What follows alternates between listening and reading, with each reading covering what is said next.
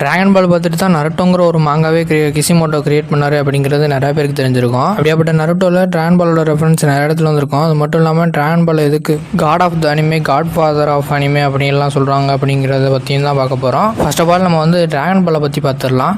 நம்ம டிராகன் பால் ஆரம்பிச்சதே வந்து 1984 தான் ஆரம்பிச்சிருக்காங்க. அதுக்கப்புறம் டிராகன் பால் வந்து 1986 February 26 அன்னைக்கு தான் டிவியில் டெலிகாஸ்ட் பண்ண ஆரம்பிச்சிருக்காங்க. அதுக்கப்புறம் டிராகன் பாலை பற்றி சொல்லணும்னா அப்போ ஆரம்பிச்ச அனிமே இப்போ வரையுமே போயிட்டுருக்கு. இன்னுமே பாப்புலராக தான் போயிட்டுருக்கு டிராகன் பால். டிராகன் பாலை பற்றின ஒரு சேட் நியூஸ் என்னென்னா, டிராகன் பாலோட ஆத்தரான Akira Toriyama he is no more. சரி, ஓகே, இப்போ நம்ம ரியல் கண்டென்ட்டுக்குள்ளே வரலாம்.